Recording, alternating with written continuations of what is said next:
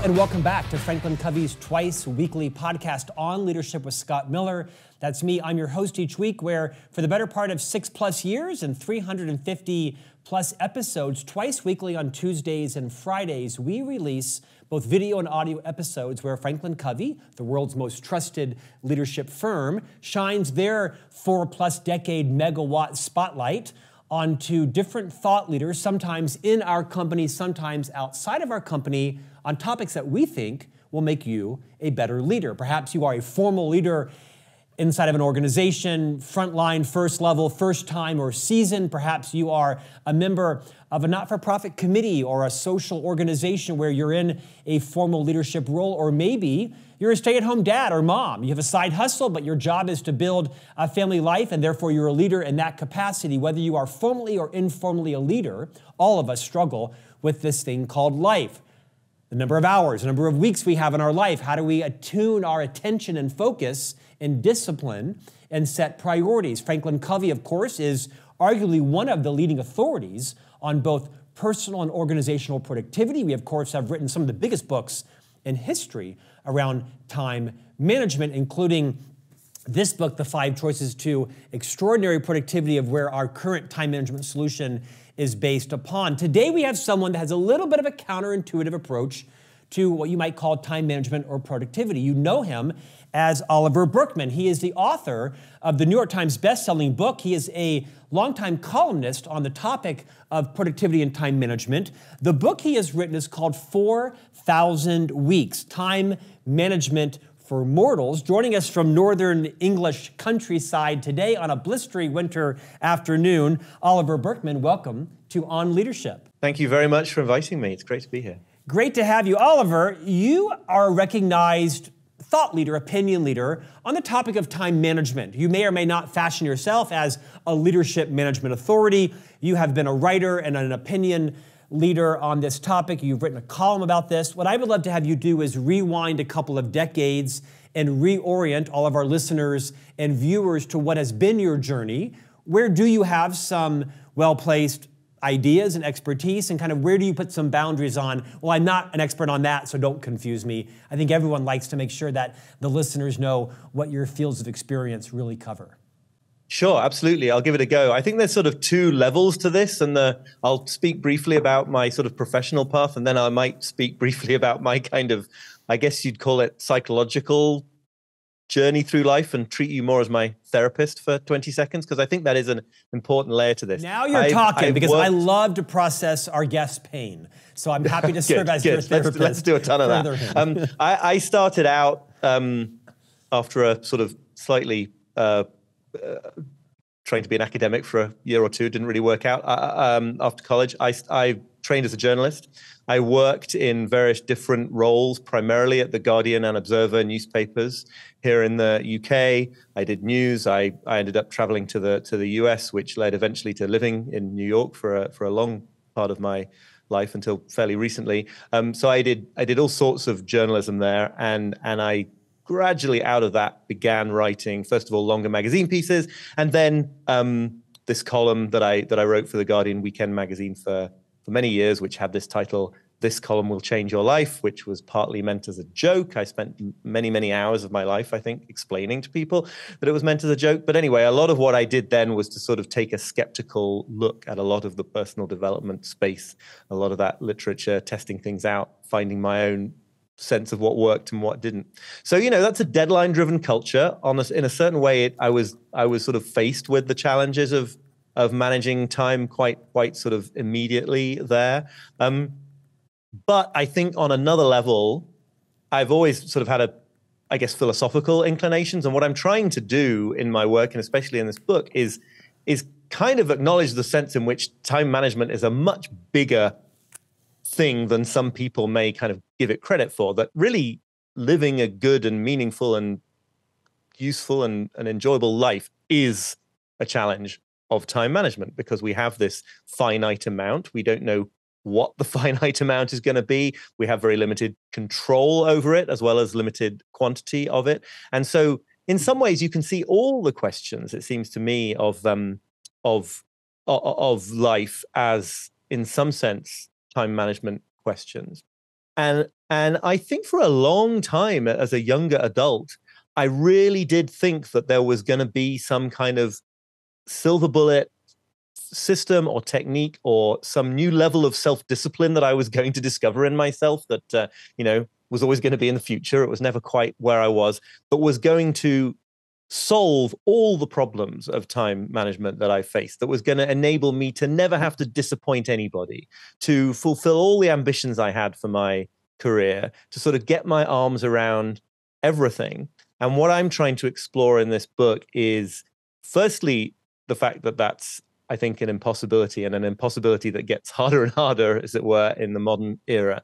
But secondly, that was never the right goal here anyway, and that it's not bad news that we cannot do everything, that we can't optimize ourselves into kind of perfectly productive people. It's not going to happen. It makes you busier. It makes you more stressed. It makes you less focused on the things that matter.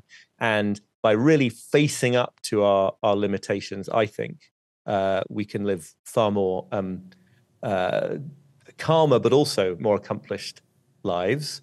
And that is the journey, the very sort of personal journey that I've been on. And I try to sort of express what I've learned in written form, because that's the only way I really know, I think. Facing up to our limitations is a mantra my wife would say to me I should focus on daily. Let's talk about the importance of numbers. A lot of numbers matter in our lives.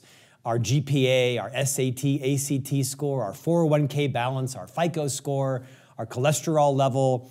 You would argue the title of your book is 4,000 weeks. This is a very important number to think about in our lives. I calculated that based on your projections. My number is 2680, meaning I've already spent 2,680 hours, 80 weeks of my life. I have a mere paltry 1,370 weeks to go if I'm lucky, way over the hump. Explain to everyone why, of all of the lenses, the context you chose to write about, is this idea of 4,000 weeks.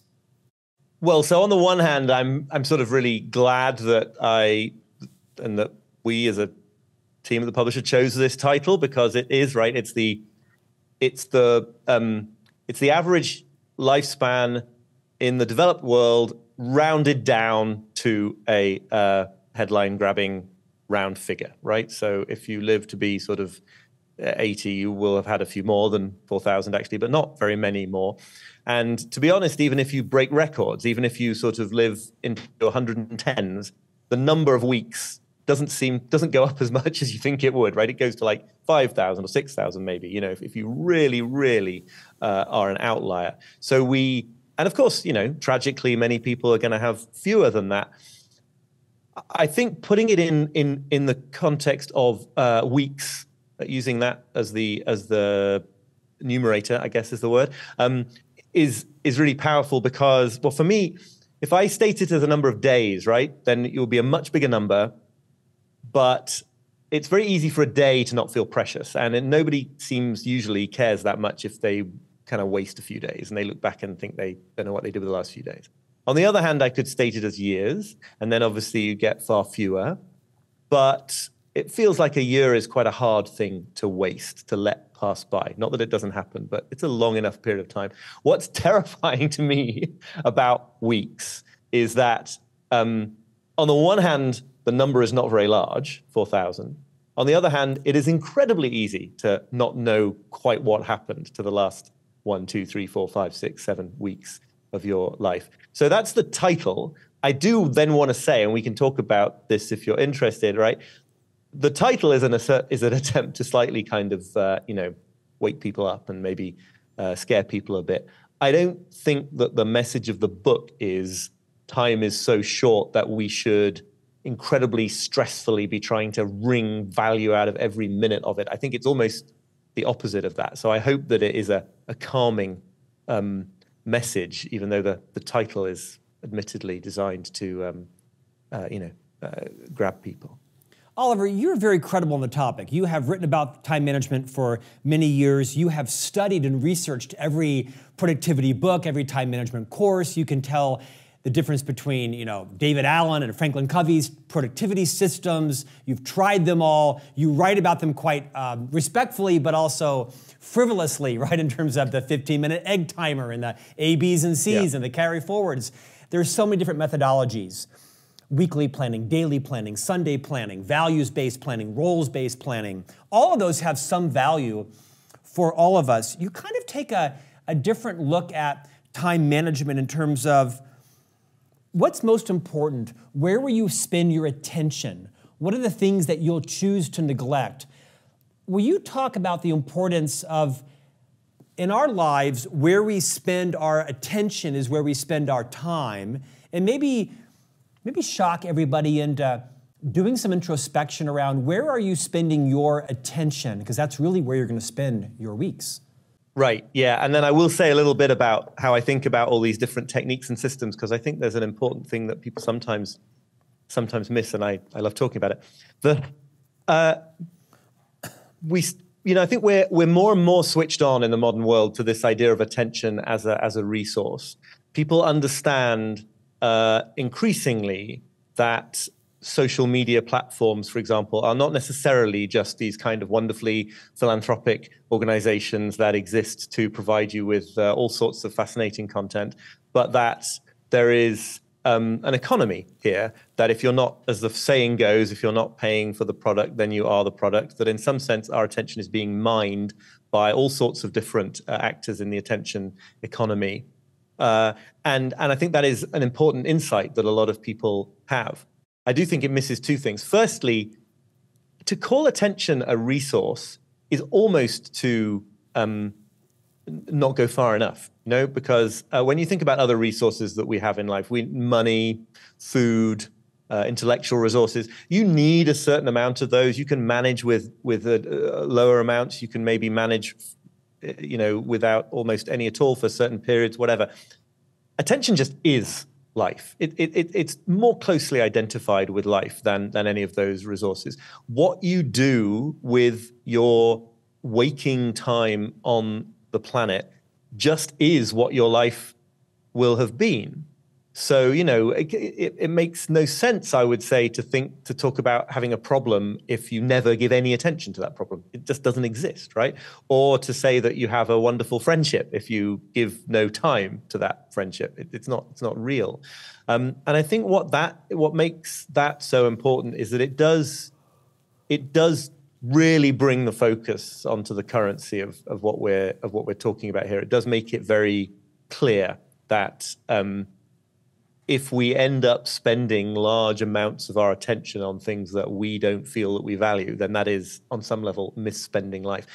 I do think people can get a bit insane about this and start to feel very self-conscious about the idea that they might be spending 20 minutes scrolling through their phone that they would rather not, or failing, desperately self-consciously asking themselves whether they're really present in the moment and all this stuff. I don't think it necessarily helps to kind of obsess about it, but I think as an organizing principle for how you're going to structure your days and what choices you're going to make in your career and the rest of your life, that currency of attention is a really great place to start. I do just want to say, and I won't go on about it unless you want to go deeper in on it, I think when it comes to all the different systems and techniques and methods of stewarding our time and therefore our attention, although there are some really bad ones and plenty of really good ones, I think what really matters is the spirit that you adopt them in, right? The culture in which they're embedded, or the attitude that you bring to them. Because I think a lot of the time we, certainly me in the earlier part of my life, we sort of jump on these systems as the thing that is going to save us from being finite. It's the thing that is going to somehow do an end run. It's an American sporting idiom I shouldn't use because I don't know if it's quite right, but it's a short circuit to get around the fact of our finite natures, to avoid tough choices about time. And I think that's where any technique is going to go wrong. So if your prioritization system, just to give an example, is really about persuading yourself that you don't have to make any sacrifices in terms of your focus, as opposed to helping you decide what you're going to focus on, and as a result, what you're going to not focus on and let go of and neglect either forever or for the next quarter, next year. If it's actually just a way of trying to trick yourself into feeling like you're not a finite human, that's where it really is a danger, because it's sort of enabling this delusion that will only lead you further and further from building the life that you want to build.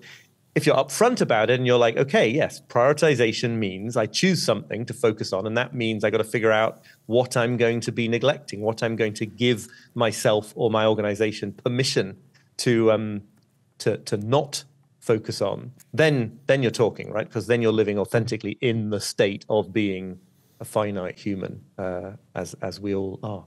Let's talk practically. You have earned and afforded a life that is perhaps maybe unrelatable to some, right? You are a writer, a thinker, an author. You've chosen to live a life probably a little more leisurely than many Americans or in the Eastern world in terms of what you're doing now with your wife and son in Northern England, going for strolls, looking at sheep. I'm kidding. We had a nice offline conversation. Here's why I say that. I know lots of Americans who go for strolls, but anyway, carry on, yeah. No, I don't know a single American that goes for strolls, but I need more of them in my life. I know that I'm not with 3 young sons.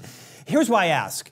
The majority of people listening are processing 7 mortgage loans today, right? They're managing a team of outbound prospecting calls. They're an inbound call manager. They have productivity output expert, measures and things. They have to have a system to do more. They have to be more efficient. They're being measured. They're being paid on that. Their avocation may not be their vocation.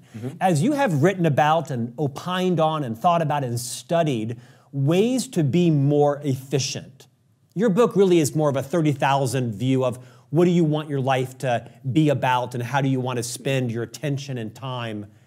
We'll discuss neglect in a moment. Yeah. What advice have you found has worked more ubiquitously than others around getting more of the right things done for people?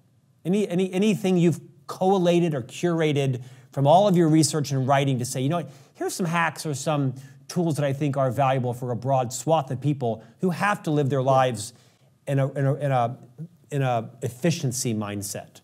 No, it's a really, really well put question, I think. I mean, obviously, half of my mind wants to go off on quite a sort of philosophical response to it and say, what do we mean by have to? And I don't mean that people can just choose to live differently. That's not what I'm saying at all. But I do think there's real merit in thinking very clearly about what choices you really do have in your life. There's a wonderful line in a book by a psychotherapist called Sheldon Kopp where he says, actually, you're free to do whatever you want. You have only to face the consequences, right? So I think this is a very helpful lens for helping people see where they maybe do have choice, where they maybe do have the ability to walk away from certain situations that they might not think that they did, or if they don't, because their livelihoods are just dependent on that, to at least achieve a kind of psychological freedom from maddening, impossible demands that get made on them, right? Because the fact is that if impossible demands are being made on you, then they're impossible. Even if you're feeling a lot of pressure to fulfill them, if they are literally impossible, you are still going to be making these choices. You are still going to be deciding what to focus on and what to neglect, whatever people may be demanding. In terms of, nonetheless, ways of really sort of maximizing the right choices about what to do with your time and to use it efficiently, I think the group of techniques and strategies that I keep coming back to and that I've always been very impressed by, they all have in common this process of kind of making vivid and making visible the trade-offs that you're always making. So, I think approaches involving Kanban workflow systems that many of your, listeners and viewers will be familiar with, approaches that involve sort of stop doing lists as well as to-do lists. To give a very, very simple example for just personal task management that I know a lot of people have found beneficial and that I write about a bit in the book, just the simple process of using 2 lists, one that is a master list of everything, the kind of David Allen, get it all out of your head, have a list of maybe hundreds and hundreds of items that are on your plate. And then the closed list, the sort of list that only has 5 slots on it, and your job is to feed items from the long list into those 5 slots. And the rule is that you have to complete one of them, and until you have done, you can't move another item from the long list onto the short list. Okay, that's a really simple version of it. And a lot of people will be like, but how does that work with multi-stage projects? And how does that work with team situations? And obviously it's a too simple method for many people. But what it is very useful to illustrate, I think, is that we are always making choices with our finite time, right? So if you, how you use the 7, 8, 9 hours that you're going to spend on work, there are always a million things that you are not doing that you could in principle have been doing. And it's about making those choices conscious and not living in this kind of delusional state of like, maybe if I really, really push and gun it, I'll get through 10 times as much as I've ever gone through in a day ever. And sort of relating more calmly to that situation of an unlimited supply of things to do and picking the few that are going to count. The sort of most important tasks technique, where you nominate 3, 4, 5 things that you're going to do at all costs that day, and it's sort of a much smaller amount of stuff than you think you might be able to get through, but it's the ones that really matter. That's another example of one of these strategies that involves sort of facing up honestly to the situation. It's so funny because a lot of techniques, certainly techniques I associate with Franklin Covey, certainly David Allen, they very often are not about, like, if you read the original sources or listen to the original people talking about them, they're not claiming that these are ways to never have to make tough choices about your time. But we really chronically use them that way, right? On some level, when you make your huge getting things done brain dump, some part of you is thinking like, and this is the system whereby I'm going to get through it all. And I just want to say, it's not going to happen, doesn't need to happen. If it did happen, it wouldn't even be the route to the most accomplished and fulfilling and successful life. So it's about techniques that enable us to relate to that infinite to-do list in a way that accepts that it is an infinite to-do list. Oliver, I thoroughly enjoyed your book, 4,000 Weeks, because I think it makes you look at your life a little more soberingly around what is it you want to accomplish? What do you want your legacy to be? Where do you want to put your time and attention? On New Year's Eve day, a very dear friend of mine passed away, Dr. Mark Goulston. He was a very famous LA-based psychiatrist, wrote numerous books about listening and relationships. He had cancer and went in for a somewhat risky but life potentially saving bone marrow transplant. It was successful-ish, and then he quickly caught an infection and died about that. I'm sorry. And the outpouring of love was just consequential for this man, because he was also very clear about his roles in life. His roles were really where he put his time and attention. Indulge me for a minute more. Yeah. Of all the things I learned from Franklin Covey's chairman of the board, Bob Whitman, who led this company for 25 years, including the crafting of all of our time management solutions, Bob was obsessed, if you will, with the roles that he played in life. In fact, he dressed in support of his roles, meaning he came to the office every day for 25 years in a dress shirt and a tie, but his dress shirt had a pocket in the front. And in this pocket was a series of small white cards. He never showed them to anyone, but you would see him take them out and take some notes, put them back in. And one day, after many thousands of hours trapped in his office as a member of his executive team, I asked him about his time management system. And he said, and he shared with me in kind of an intimate moment, that all of these cards every day had different roles. How do I be the best husband? What does it look like being the best grandfather? What does it look like to be the best CEO or mentor or neighbor or an investor? Whatever his roles were. And every day he wrote down things he had to do in alignment with those 5 or 6 key roles in life. And for me, it was the most profound focus on how he was going to deliberately spend his time, what he was going to choose to neglect. And I think Bob is one of the best examples of investing and spending his 4,000 weeks based on what was most important to him. Now, as the CEO, you have some luxury in how you spend your time. How would you comment on the linkage between your roles in life and perhaps other as or more important lenses or priorities in terms of how people choose to manage their time? I mean, I think that the sort of role idea is a very, very powerful one, and it's a very good one, because it does sort of create this awareness of the sense in which these things are zero sum in a way, right? That you know, certainly individual activities can belong to multiple roles, but basically, if you are going to spend a significant portion of your week, of your year, of your life, focused on a marriage, focused on parenting, then that is time you will not be spending focused on your career, focused on your hobbies, recreations, things like that. And I think that anything like that basically is better than what we most naturally do, which is start with all the things that we want to try to accomplish and just sort of assume that there must be some way of getting them all done. And what happens when we do fall into that trap is not only that we neglect, obviously, certain roles because they feel like they can wait, because they are not surrounded by the same urgency. Very often, with very few exceptions, you know, the day-to-day work of parenting and relationships does not come with the same kind of I need this done this second kind of urgency of professional life. And yet, you know, if you use that as your navigator, you will, you know, fatally neglect those roles.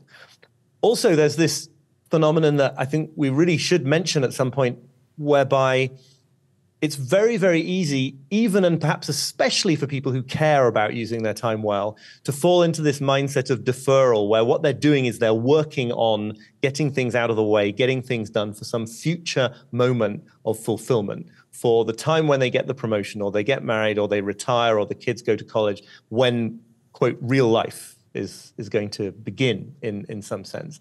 And I think this is almost universal. As I say, I think it is much more of a problem, actually, in some ways, for people who think carefully about this stuff. Because if you're just a slacker who doesn't really try to do anything in life, it has certain advantages in terms of showing up and being present in the moment. So I think all of us who really care about using our time wisely have to be alert to this fact that at some point, if you are going to do meaningful things and have meaningful experiences in life, they're going to have to be right now in the present, not later. And I think a focus like the one you described on the part of your Chairman colleague is one that will sort of oblige you to realize that your children's lives are happening now, that the life of your marriage is happening now, that the friendships you have are happening now, and therefore to act as a bulwark against that real risk. Again, a risk to which we time management geek people are more prone of putting off the meaning and the value of life to a point in the future that never actually arrives. Beautifully said. Let's talk about the power of burning bridges as it relates to productivity or time management strategy. Expand on the concept of burning bridges, and how do you mean that?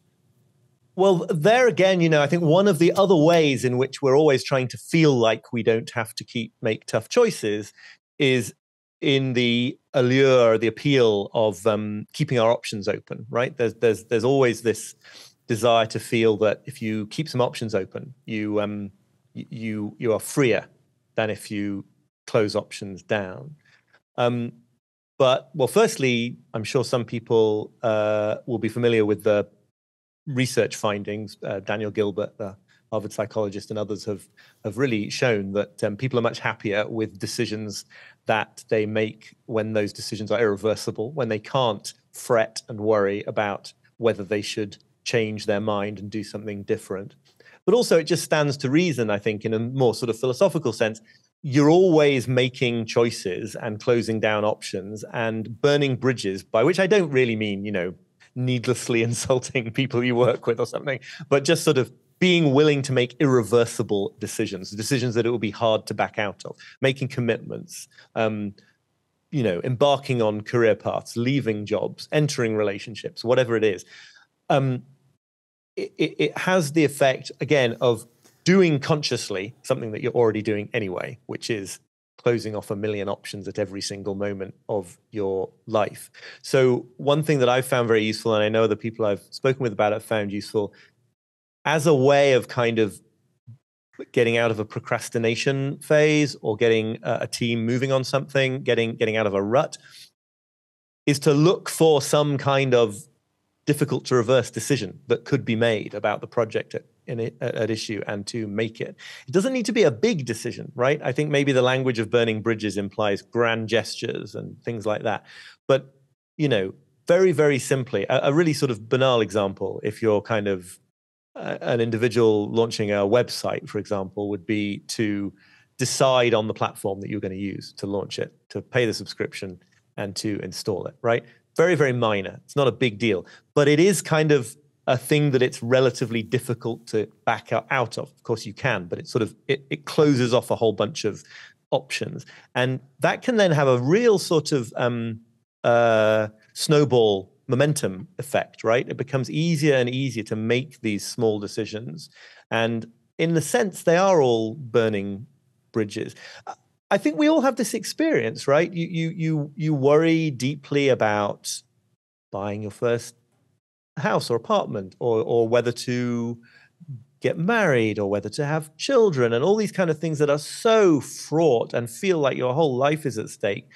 And as soon as you've made the decision, almost always it's just a question of, okay, well, this is my situation now, so let's get on and do the very best we can with it. And so there's a great sort of freedom in removing the possibility of doubling back and sort of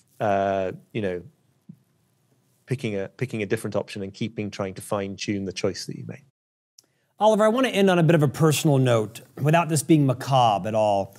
I think one of the greatest gifts we can be given in life is notice, meaning notice that you have a terminal disease. Notice that your time is going to be up because you have a brain tumor or you have some kind of irreversible, uncoverable disease versus getting hit by a car at 3 o'clock today or dying in my sleep tonight of an aneurysm. And so I say that with enormous deference and respect to those who are suffering that perhaps diagnosis, or someone that they love is doing that. That's how I want to go. I want to be given notice. Like, I want to know that I have a glioblastoma and I have, a 10% chance of living, and I probably have 4 months at the most. I don't mean that to be insensitive at all, but I think there is a gift in knowing, being told, you probably have X number of weeks left. If you were told you had 5 weeks left, what would you do differently? Wow, or what would you do more of? What would you neglect? Where would your attention be? It's an extraordinary question, and it makes me, not that I have been under any illusions about this, but it makes me realize that, what a work in progress this kind of confrontation with finitude is, because I don't think I have reached some kind of Zen perfection whereby what I already do now is what I would do because I've sort of aligned all my values so perfectly. I think it's a cliche, right? It is the people in your life. And I think that what would happen in that moment would be that I wouldn't care one jot that it was a cliche, right? In our day-to-day lives, we're very prone to wanting to give advice or to consume advice that is somehow original and is somehow unexpected. But I think most of us know on a deep level that just sharing time with the people that mean the most to us, and with the experiences and the landscapes and pets, like the sort of the elements of our lives that mean the most to us is all that we really want to do in that context. And I think it's all that I would want to do in that context. I do just want to say, again, absolutely with deep respect to anyone who's in this situation, I don't want this to sound like a frivolous point, but there is a sense in which we all have that notice, right? It's only a matter of timescales. It's only because if you're in your 40s like me and you have not received that kind of information from a doctor, you think that the horizon is, another 40, 50, maybe if you're incredibly lucky, 60 years or something. It's only because it's sort of in the misty horizon that it feels possible to sort of go through your life thinking that you're going to live forever. Of course, we all know that none of us are. And so I think it is interesting to reflect on the sense in which we do all have that notice in our lives anyway, and how that might lead us to reorient some of our activities and how we're spending our time. Nicely said. I asked that question as we end here because last week I saw a fairly viral post on social media that talked about there was a professor. I think he was maybe a high school teacher, I'm not sure. And he had a terminal diagnosis. He was in the hospital and his life was ending within about a 24-hour span. He knew this. There was a picture that his family had taken of him grading his last papers on his laptop, like with notice that his life was ending within 24 hours. And it was something he enjoyed. It was something he was committed to. It was something that was important to him. And I think it was even like mid-semester, so it wasn't like people were graduating, but it just got me thinking about how would I choose to spend my last few weeks differently if I had real notice. You would argue we all have notice because of the concept of finitude you talk about, but I think it's valuable for all of us to think about that in the terms of our own 4,000 weeks. Oliver Burkeman, you are the author of this New York Times best-selling book. The tagline is Time Management for Mortals. Thanks for making your investment in us today. It's been a pleasure. Thank you so much. And we'll see you back here next week for a new conversation on leadership.